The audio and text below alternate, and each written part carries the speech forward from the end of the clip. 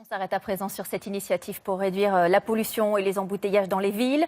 Et si on remplaçait les camions et camionnettes de livraison par des vélos? Alors l'idée peut sembler farfelue, pourtant elle est tout à fait crédible. À Paris, une jeune société en fait la démonstration tous les jours en créant en plus des emplois. C'est notre rendez-vous bien à vous avec Patrick Boité et Léna Soudre. À 6h30, chaque lundi matin, un transporteur vient déposer une cargaison de plus de 3 tonnes de fruits dans un entrepôt du nord de Paris. 480 cagettes à livrer dans la matinée dans plus de 300 endroits. Le plus original, c'est que cela va se faire à vélo. On a constaté qu'à Paris, les embouteillages et la pollution devenaient envahissants, notamment à cause des camionnettes de livraison. Notre solution à nous, c'est le vélo cargo.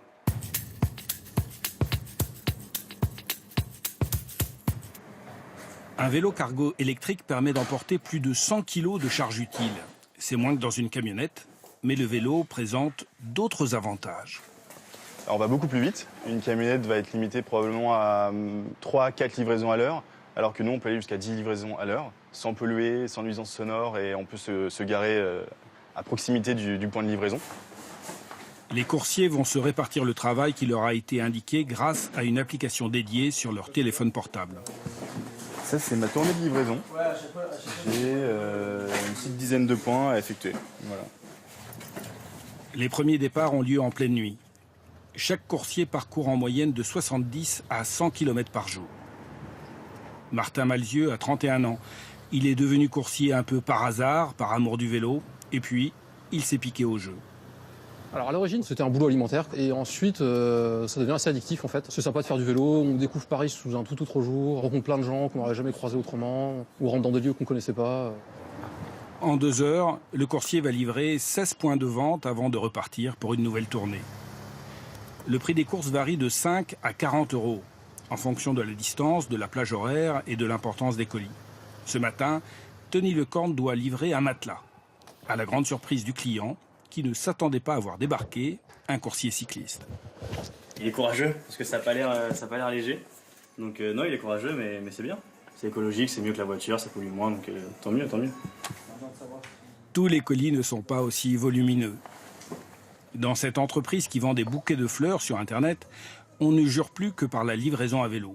Une solution écolo et beaucoup plus rapide. On livre en 1 heure, c'est exceptionnel, on fait le bouquet, on le livre immédiatement et ça permet de traiter beaucoup plus de clients en moins de temps. À 13h, c'est l'heure d'une pause bienvenue. Tout le monde essaie. Le repas de midi, végétarien, est offert à tous les coursiers. Un des nombreux avantages de la société qui paye aussi une mutuelle et 25 € d'équipement mensuel à ses salariés, ainsi que des vélos cargo régulièrement entretenus. Il le faut pour rouler par tous les temps avec même des charges lourdes comme des fûts de bière.